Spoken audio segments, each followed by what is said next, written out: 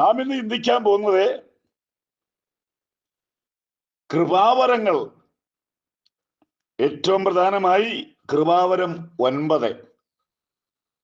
ഇന്ന് നമ്മൾ ചിന്തിക്കുന്ന കൃപാവരം 8-ാമത് ഭാഷാവരം.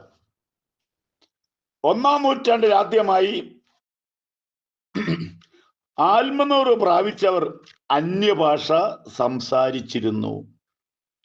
ഒരാൾ പരിശുദ്ധാത്മാ പ്രാപിച്ചു എന്നതിൻ്റെ തെളിവ് പരോക്ഷമായും പ്രത്യക്ഷമായും അന്യഭാഷയാകുന്നു എന്ന് വചനത്തിലൂടെ നമുക്ക് മനസ്സിലാക്കാൻ സാധിക്കും. 1-ാം നൂറ്റാണ്ടിൽ ആരാധനയുടെ ഒരു ഭാഗമായിരുന്നു അന്യഭാഷ. അത് ക്രമമായി നടന്നുകൊണ്ടിരുന്നു. 1 കൊരിന്ത്യർ 14:26. ആകയാൽ എന്ത് സഹോദരന്മാരെ, നിങ്ങൾ കൂടി വരുമ്പോൾ ഓരോരുത്തർ സങ്കീർത്തനമുണ്ട്. 150 സങ്കീർത്തനമല്ല, ഞാൻ നേരത്തെ ക്ലാസ് എടുത്തതാണ്. ഉപദേശമുണ്ട്. ഏത് യോഗത്തിനകത്തും ഉപദേശമുണ്ട്, വെളിപ്പാടുണ്ട്, അന്യഭാഷയുണ്ട്. അവിടെ പ്രത്യേകിച്ച് പറഞ്ഞിരിക്കുന്നത് സകലവും ആത്മീയ വർധനവിനായിരിക്കണം. ആരുടെയും പേര് ഉയരുവാൻ അവിടെ അനുവദനീയമല്ല. ആത്മീയ വർധനവിനായിരിക്കണം. നമ്മുടെ കേരളത്തിലെ പെന്തക്കോസ്തിന്റെ പ്രാരംഭ കാലത്തിൽ അന്യഭാഷയ്ക്ക് വലിയ പ്രാധാന്യം ദൈവമക്കൾ കൊടുത്തിരുന്നു.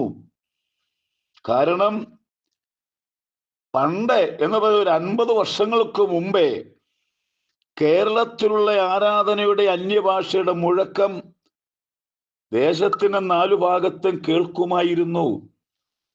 അത് എത്ര സമയമാണെന്നില്ല, അത് പരിശുദ്ധാത്മാവിന്റെ നിയോഗം പോലെ ആത്മാവിൽ ആരാധിക്കുന്നത് ഞാൻ 45 വർഷത്തിന് മുമ്പേ ദൈവഭാഗത്ത് കടന്നു വന്നപ്പോൾ ഉണ്ടായ അനുഭവമാണ്. അന്നത്തെ ശുശ്രൂഷകന്മാർക്ക് നിർബന്ധമായിരുന്നു എല്ലാവരും കാത്തിരുന്ന് പരിശുദ്ധാത്മ സ്നാനം പ്രാപിച്ച് അന്യഭാഷയിൽ ആരാധിക്കണമെന്ന് എല്ലാ ആഴ്ചയിലും പറയുകയും ആരെങ്കിലും പുതുതായിട്ട് അന്യഭാഷ പ്രാപിച്ചിട്ടുണ്ടെങ്കിൽ പ്രോത്സാഹനമായി അവരുടെ പേര് പറഞ്ഞ് ഒരു വലിയ സന്തോഷമായിരുന്നു, ഭയങ്കര അനുഗ്രഹമായിരുന്നു. ആ കാലയളവില് പ്രധാനമായെന്ന് പറയുന്നത് കാത്തിരിപ്പ് യോഗം ഉണ്ടത്. പക്ഷെ ഇന്നത് വലിയ വിലയില്ലാത്ത ഒരു സാഹചര്യമാണ്. ജനങ്ങൾക്ക് അങ്ങോട്ട് അംഗീകരിക്കാൻ പറ്റുന്നുവോ സംശയമായിരിക്കുകയാണ്. ഉപവാസവും സഭയിൽ തുടർമാനമുണ്ടായിരുന്നു. മാസത്തിലെ എല്ലാ മാസവും കാത്തിരിപ്പ് യോഗങ്ങളും ഉപവാസ പ്രാർത്ഥന ഉണ്ടായിരുന്നു. അന്നത്തെ വിജയം എന്ന് പറയുന്നത് ഗസ്റ്റുകൾ വിളിക്കാറില്ല.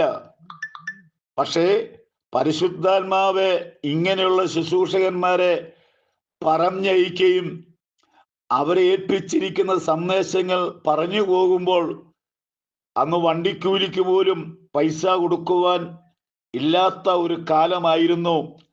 വരുന്നവർക്ക് അങ്ങനെ ഒരു ചിന്തയും ഇല്ലായിരുന്നു. ആ കാലയളവിൽ ആരാധനയുടെ ഏറ്റവും പ്രധാനമായ ഭാഗങ്ങളിൽ ഒന്നായിട്ട് അന്യഭാഷയുടെ ആരാധനയും ഉണ്ടായിരുന്നു. ഈ കാലയളവിൽ കാത്തിരിപ്പ് യോഗം എന്ന് പറയുന്ന സംഭവമേ ഇല്ല. എന്നാൽ ഉപവാസ പ്രാർത്ഥന ഉണ്ടായിരിക്കും. വളരെ സങ്കടത്തോടെ പറയട്ടെ, കുറ്റപ്പെടുത്തുകയല്ല. ഏതെങ്കിലും സ്ഥലത്തൊരു ഉപവാസ പ്രാർത്ഥന ഏതെങ്കിലും സഭയുടെ പേരിൽ എടുക്കുമ്പോൾ ഒരു 10-25 ആൾക്കാരുടെ ഫോട്ടോ കാണിക്കുകയാണ്. ഇവരൊക്കെ ഇതിനകത്തുണ്ടെന്ന് കാണിക്കുകയാണ്. എന്നാലൊരു കാര്യം മനസ്സിലാക്കണം, ഈ വരുന്നവരെ ജനത്തോട് ഒരുമിച്ചിട്ടൊന്ന് ഉപവസിക്കുവാനായിട്ട് തയ്യാറുണ്ടോ? അങ്ങനെയുള്ളവർ ക്ഷണിച്ചു നോക്കിക്കേ, എത്ര പേര് കാണുമെന്ന് നമുക്കറിയാം. ഇന്ന് ഒരു 7 ദിവസത്തെ ഉപവാസ പ്രാർത്ഥന ഉണ്ടെങ്കിൽ ഒരു 10-20 പേരുടെ ഫോട്ടോ കാണും. തെരഞ്ഞെടുക്കപ്പെട്ട 10 രൂപയുടെ വോട്ട് കാണും. ആളിനെ കൂട്ടുക എന്ന് മാത്രമേ ഉള്ളൂ. ഇന്നത്തെ പല മീറ്റിങ്ങുകൾക്കൊക്കെ വളരെ സങ്കടത്തോടെ പറയട്ടെ, നമുക്ക് അങ്ങനത്തെ പദ്ധതികളൊന്ന് മാറ്റിവെച്ചിട്ട് നാം സഭയായിട്ടിരുന്ന് ഒന്ന് പ്രാർത്ഥിച്ചു നോക്കിക്കേ, ഒന്ന് ഉപവസിച്ച് നോക്കിക്കേ, ദൈവസന്നിധാനത്തെ മുട്ടുമടക്കി ഒന്ന് കാത്തിരുന്ന് നോക്കിക്കേ. തീർച്ചയായിട്ടും ദൈവം അത്ഭുതം പ്രവർത്തിക്കും. പെന്തക്കോസ്തിന്റെ ആരംഭത്തിലെ കാത്തിരിപ്പ് യോഗത്തിന് വലിയ പ്രാധാന്യമുണ്ടായിരുന്നു. ഉപവാസ പ്രാർത്ഥനയ്ക്ക് വലിയ പ്രാധാന്യമുണ്ടായിരുന്നു. അന്നത്തെ കർത്തൃമേശയ്ക്ക് ഏറ്റവും വലിയ പ്രാധാന്യമായിരുന്നു. അന്ന് ഒരു സഭായോഗം കഴിഞ്ഞ് എത്രമാത്രം സന്തോഷത്തോടെ ആകുന്നു പിരിഞ്ഞു പോകുന്നു പറയാൻ പറ്റിയേല. ആ നിലയിൽ ആത്മനിറവ് പ്രാപിച്ചിട്ടാണ് കടന്നുപോയിക്കൊണ്ടിരിക്കുന്നത്. ആ കാലയളവിൽ ആത്മനിറവ് പ്രാപിച്ചവരും മറ്റുള്ളവരെ അയൽവക്കക്കാരെ വിളിച്ചു കൂട്ടിയിട്ട് വരിക, നിങ്ങളുടെ പ്രശ്നങ്ങൾക്കൊക്കെ പരിഹാരം ഉണ്ടാകും, രോഗങ്ങൾക്ക് സൗഖ്യം ഉണ്ടാകും, ഒന്ന് വന്നേ. ഈ നിലയിൽ ജനങ്ങൾ വരികയും മാനസാന്തരപ്പെടുകയും അവരുടെ പ്രശ്നങ്ങൾക്കൊക്കെ പരിഹാരം ഉണ്ടായിട്ടുണ്ട്. എന്നാൽ ഇന്ന് നമ്മൾ വളരെ ദുഃഖിക്കേണ്ട ഒരു കാലയളവാണ്.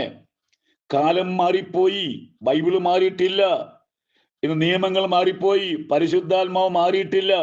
പരിശുദ്ധാത്മാവ് അന്നും ഇന്നും ഒരുപോലെ, ദൈവവചനം അന്നും ഇന്നും ഒരുപോലെ. ഞാൻ ഈ കാര്യം പറയുന്നത്, നമ്മുടെ സഭയ്ക്ക് വളർച്ച ഉണ്ടാകണം, നമ്മുടെ സഭ വളരണം. ഇന്ന് യോഗത്തിന് വരുമ്പോൾ ആരാണ് പ്രസംഗിക്കുന്നതെന്ന് അറിഞ്ഞിട്ടേ വരികയുള്ളൂ. പക്ഷേ പണ്ടങ്ങനല്ല. ഒരു യോഗത്തിന് പോകുക, ആര് വന്നാലും വന്നില്ലേലും ആ ആരാധനയിലായിരുന്നാൽ ഉപവാസ പ്രാർത്ഥനയിൽ പങ്കുചേരുക എന്നുള്ള ആഗ്രഹമായിരുന്നു. ഞാനിതാരെയും കുറ്റപ്പെടുത്താൻ വേണ്ടി പറയല്ല.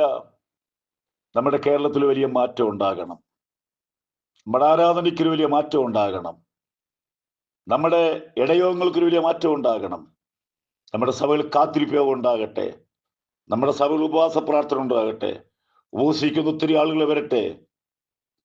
സ്നേഹത്തോടെയാണ്, വളരെ ബഹുമാനത്തോടെയാണ് ഞാൻ പറയുന്നത്.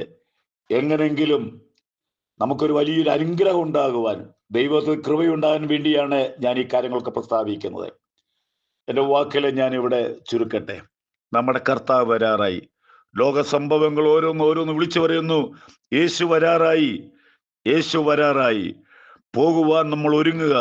കൈവിടപ്പെട്ടു പോകരുതേ. കാഹളനാദത്തെങ്കിൽ നമ്മൾ കൈവിടപ്പെട്ടു പോകരുതേ. നമ്മുടെ കർത്താവിൻ്റെ വരെ ഏറ്റവും അടുത്തിരിക്കുകയാൽ ഭാരതത്തിൽ ഉണർവേണ്ടി പ്രാർത്ഥിക്കുക. വലിയ ഉണർവുണ്ടാകാൻ പോകുന്നു. നിങ്ങളും അതിൽ അംഗമാകുക. ദൈവം നമ്മളെ അനുഗ്രഹിക്കട്ടെ.